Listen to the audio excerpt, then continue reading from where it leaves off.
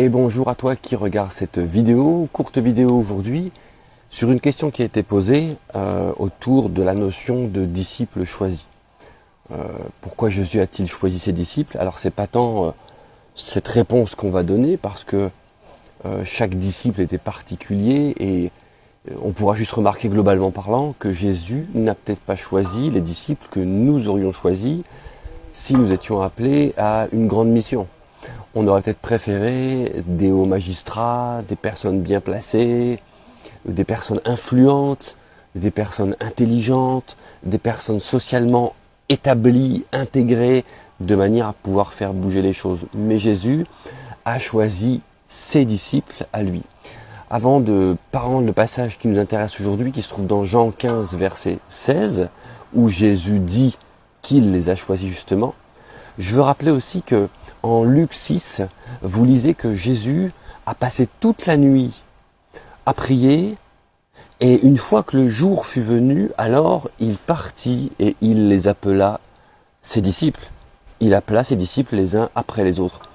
Ce qui implique que le fait de choisir ses disciples pour Jésus était une question importante et surtout inspirée. Et c'était une question qui nécessitait la réponse du Père. S'il a passé toute la nuit à prier, prier qui? Prier Dieu, parler avec Dieu. Certaines versions de la Bible disent même d'être en tête-à-tête avec Dieu. Eh bien, c'était pour que Dieu lui communique qui allaient être les disciples de Jésus. Et les disciples de Jésus, eh bien, étaient déjà dans la pensée de Dieu. Et je veux déjà établir cette vérité sur ta vie. C'est que toi, en tant que disciple, tu es déjà aussi dans la pensée de Dieu en réalité. Tu es déjà là, en tant que disciple, dans le cœur du Père. Et le Saint-Esprit t'appelle. Jésus donc a passé cette nuit à prier et ensuite il a été choisir ses disciples.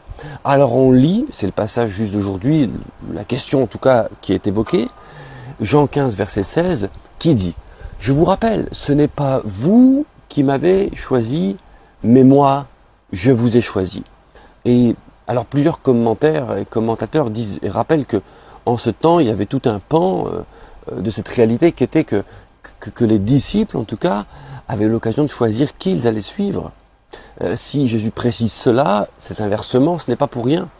Les disciples, et d'ailleurs dans différentes autres même disciplines, même au niveau de la philosophie et de certains grands maîtres philosophes, les gens pouvaient choisir quel type d'influent ou d'influenceur, il y avait déjà les influenceurs à l'époque, sauf qu'ils n'étaient pas sur YouTube, eh bien, quel type d'influenceur ils allaient choisir, selon son discours, selon son autorité, etc., etc. Et vous remarquerez que dans la Bible, beaucoup de textes nous disent que les gens sentaient que Jésus avait, lui, une autorité différente, et qu'il parlait des textes de loi de manière différente. Alors il précise à ses disciples, je vous rappelle quand même, c'est pas moi, et je vous le dis, ce n'est pas vous, tout du moins, qui m'avez choisi, mais c'est moi qui vous ai choisi. Je préfère dire la phrase correctement. Ce n'est pas vous qui m'avez choisi, mais moi. Avant d'aller plus loin dans le texte, rappelons-nous dans l'Ancienne Alliance, quand Dieu choisissait, c'est très important ça, quand Dieu choisissait, en fait, Dieu oignait, si je peux dire comme ça. Il déposait son onction, si vous voulez mieux le comprendre. Quand Dieu choisissait, il déposait son onction. Rappelez-vous par exemple, et c'était valable pour les rois, les sacrificateurs, les prophètes, quand tout à coup Dieu parle à Samuel et il lui dit maintenant écoute, tu vas oindre un autre roi que Saül, je vais te dire qui c'est. Et quand il va, il est dans l'objectif d'aller oindre David, mais sauf que Samuel ne sait pas encore qui est-ce. Et alors il croit que c'est le plus beau des fils, c'est le plus grand, et Dieu dira cette fameuse phrase, non, c'est pas lui. L'homme regarde à ce qui frappe les yeux, mais Dieu regarde au cœur.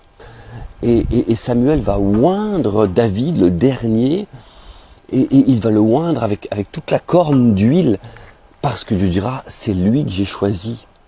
Vous, les êtres humains, vous en auriez choisi d'autres, mais moi, je regarde au cœur, et c'est lui que j'ai choisi pour cette fonction. Et à chaque fois que Dieu choisissait dans l'Ancienne Alliance, et en fait ça perdure dans la Nouvelle Alliance, il dépose son onction. Le choix, même le mot même, le oint, c'est le choisi. Le oint, c'est celui qui reçoit aussi l'autorité de Dieu.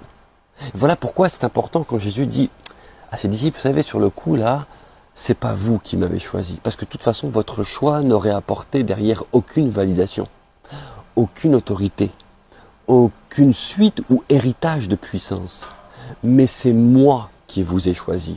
Et quand c'est moi, dit Jésus, qui vous choisit, c'est en fait lui qui décide aussi de qualifier, de oindre et d'étendre son esprit pour la fonction qui leur était donnée.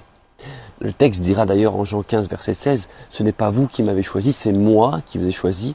Je vous ai choisi, je vous ai établi. » Il parle déjà comme si c'était fait, afin que vous alliez et que vous portiez du fruit et que votre fruit demeure, afin que ce que vous demandez au Père en mon nom, il vous l'accorde. Et voyez-vous, je pense que ce verset ne s'est pas arrêté à la croix. Au contraire, ce verset s'est étendu, il a explosé, il s'est établi comme une vérité fondamentale au travers de l'œuvre de la croix. Jésus dira à ses disciples, avant de partir, je vous donne cette grande mission. Allez et faites de toutes les nations mes disciples. Si tu te demandes, ouais mais moi, est-ce que j'ai été choisi? Je veux te dire une chose, te rappeler une chose, c'est que Dieu a décidé de répandre son esprit sur toute chair. Son esprit, son onction, son choix. Laisse à Dieu la divinité qui lui revient, la prescience qui lui revient, le fait de savoir qui sera qui ou quoi sera quoi ou qui sera qui et comment et pour quelle raison. N'entre pas dans ces discussions qui sont bien au-delà de notre intelligence. Juste écoute la parole de Dieu qui dit ceci, « Je répandrai mon esprit sur toute chair » ou « Je serai élevé, quand le Fils de l'homme sera élevé, il attirera tous les hommes à lui. » Ou encore Dieu désire que tous les hommes soient sauvés et connaissent la vérité. En réalité, Dieu a un désir. Il l'a dit à ses disciples, « Faites de toutes les nations mes disciples. » Donc l'onction de Dieu n'a pas été donnée à la croix juste pour quelques-uns encore un petit peu de temps. C'était une propagation. On appellera ça une effusion de l'onction de Dieu sur les êtres humains, pour ceux qui veulent répondre oui à son appel. Et si tu veux répondre oui à l'appel de Dieu, il veut faire de toi son disciple. Et si il veut faire de toi son disciple, il choisit pour ta personne le discipulat, alors il dépose sur ta vie aussi l'onction. C'est comme si, en remettant en cause le fait que tu sois choisi pour être disciple, tu remets en cause le fait qu'à la Pentecôte, l'effusion du Saint-Esprit ne soit que pour quelques-uns d'ailleurs, que ceux de la Pentecôte, tant qu'à faire. Et qu'après, toutes les phrases, les textes que nous lisons dans ce que Paul a vécu, la propagation du Saint-Esprit, le fait qu'il rencontre d'autres disciples, ce n'était qu'imaginaire. Mais non, le Saint-Esprit a continué à se répandre jusqu'à aujourd'hui, en 2024. Et donc si l'onction continue à se répandre, c'est parce que Dieu fait encore aujourd'hui des disciples qu'il choisit et qu'il oint et à qui il donne l'autorité. Et ce verset est encore valable, je le relis, afin que vous alliez, je vous ai choisi, je vous ai établi, afin que vous alliez et que vous portiez du fruit et que votre fruit demeure et qu'il y ait un impact jusque dans l'éternité. C'est ce que je veux te laisser comme message, ne te décourage pas. Si tu te demandes, oui, mais est-ce que c'est pour moi ou est-ce que c'est pour les grands, ceux qui sont appelés, ceux qu'on appelle ministères, et je ne dénigre personne, bien entendu, bien sûr qu'il y a des ministères, bien sûr qu'il y a des gens établis. Pour différents rôles, il y a des onctions différentes, bien entendu. Mais déjà à la base de la base, la plus belle des onctions, si je puis dire, entourée de la plus belle valeur qu'est l'amour, le fait que nous aimions Christ, le fait que nous aimions l'œuvre de la croix, le fait que nous remercions Dieu d'avoir donné son Fils pour notre vie, afin que ceux qui vivent, est-il écrit, ne vivent plus pour eux-mêmes. Nous avons été étreints, serrés par l'amour de Dieu, afin que ceux qui vivent, est-il écrit, ne vivent plus pour eux-mêmes, mais vivent pour celui qui s'est donné pour eux. Jésus s'est donné pour moi, pour toi. Alors, dans cet amour que nous avons, il y a, j'ai envie de dire, la première étape de l'onction, qui est celle du disciple, qui a pour rôle d'aimer Jésus, donc de lui obéir, et donc d'avancer avec lui. De ne pas avancer en suivant ses désirs, mais en suivant les désirs de l'esprit, encore une fois, et de savoir que tu es choisi, et donc que tu es oint. Est-ce que tu es parfait? Non. Est-ce que je le suis? Non. Est-ce que ça remet en cause l'onction que Dieu a pour toi? Non. Il t'a choisi, il t'a donné des capacités, il t'a donné des talents, il t'a donné une vision. Ce n'est pas pour que tu enfermes tout ça, mais c'est pour que tu marches avec lui. Alors ne remets plus jamais en compte, en doute, cette réalité. Est-ce que je suis choisi ou pas? Est-ce que je fais partie du lot ou pas? Si tu penses au royaume de Dieu, si tu aimes Jésus, arrête de te poser ces questions. Avance, lève la tête, sache que Dieu t'aime et qu'il fait de toi son disciple. Je dis son disciple, c'est pour les hommes et les femmes, hein, et qu'il dépose sur toi son onction.